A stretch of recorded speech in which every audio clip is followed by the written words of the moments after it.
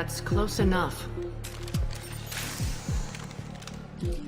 Mass Effect 2 is a game that feels more intimate in the sense that because it's focused on your characters, you're doing a lot of intimate interactions with people. We've amped up the intensity and the moment-to-moment tactics, the way you get to deploy your squad on the battlefield, the way that tech powers and biotic powers and weapons and ammo all intersect and interact. You just sort of flow from one mechanic to the other, and you really feel like you've got a more integrated experience that doesn't require you to sort of shift focus kind of radically.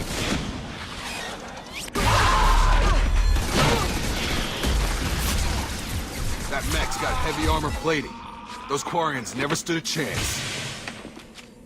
This is gonna be one tough son of a bitch to take down. There's an intelligence and a logic to the world. It feels thought out. It doesn't feel like they're just making shit up as they go along. We've put a lot of effort in making sure that the world feels alive. So, I mean, you walk into a room, you're going to see people having a conversation. They're going to be over, chopping up monkey parts at the butcher's. All of these things create this world that starts to live and breathe and has some weight and has some credibility. And suddenly, you're not just playing a game, you're in that world. It really shows sort of the thoughtfulness behind the development of the game and that real sense of this is my own personal story. I'm not going to have an experience like anyone else who's playing the game. It personalizes it for people. They get more involved, more investment in what's happening around them. The technology has come so far that we can replicate a human in a video game. You're playing seemingly actual human beings that carry emotions, have thoughts, have personalities and different character traits. The conveyance of emotion and the conveyance of actual thought versus what a character is saying via facial expression is pretty incredible. The key to acting is in the eyes. They went to great lengths to actually articulate and differentiate people's eyes. We had a eye strike team that spent months on just the eye noise. So shaders, lights, rim light, lights, getting depth in the pupils because you end up looking at them and if eyes are wrong, everything else will feel wrong. I just want to give your story its due. What, so you can try to do another smear job on me? I wish I'd done that the first time we met. We have a dialogue system that allows you to just constantly make choices as though you're having a natural conversation with somebody. So you end up having a conversation at real-time speed. It's this circle at the bottom of the screen, and it comes up and it gives you all these options of how you can respond in given situations. The top answers are the nice ones, and the farther you go down is the more mean you get. I feel like you do have more variety. It's not just be nice, or be neutral. I feel like there are other shades of gray in there. There's a lot of times that you'll get some dialogue options that are just hilarious, and you kind of just want to pick those just to see what happens. Stand still. Try it and you'll be scanning the inside of your colon. I'd almost pay to see that. And when you click the joke, you kind of feel like you made the joke, and it's one of those.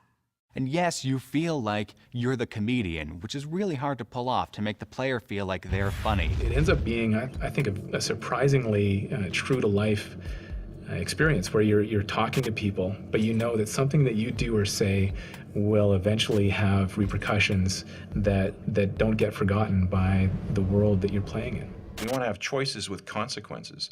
And we want to see those choices unfold in a variety of ways. They're going to impact the moment-to-moment, the tactical things, the way combat unfolds, the way that a character reacts to you, the way that they look at you. The small details matter. Sometimes it's like, well, I'm going to make a decision, and if I fail to act, that decision passes you by.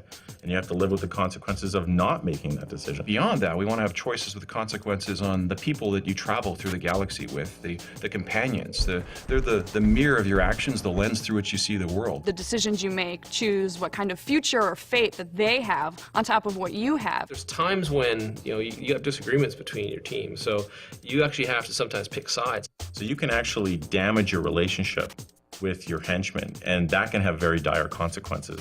Don't want me on team? Don't bring me. Can stay here, work on collector research. But no apologies. Did what was right. Hope you do the same if necessary. I think players are going to be shocked at how different their play experiences are going to be compared to their friends, based on the choices and the consequences of those choices. The things you say and the little things that you do may come back later and have bigger consequences than you might realize. If you've been a certain way throughout the course of the game, we're not going to forget about it in the last 45 minutes. So this time the game is going to remember, and you're going to get the ending that you deserve. It's like real life. You do something bad, you have bad karma.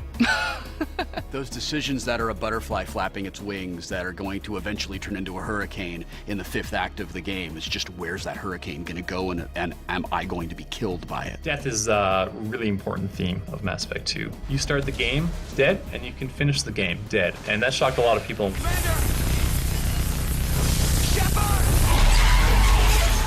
Everyone can die, including Commander Shepard. And it all comes down to the decisions you make and the way you've played the game up to that moment. We wouldn't be serious about a suicide mission if you, as the player character, couldn't die in the end of the story. When a character in a video game who you have grown really attached to for one reason or another dies, it says to the player, this is not a safe world. That's an emotional tug of war with you too. It's these characters you get to know and what happens to them really beats you up over this game. Find peace in the embrace of the goddess. There's not this happy ending where everything's just like, Bambi and birds, and it can really end really, really poorly for you.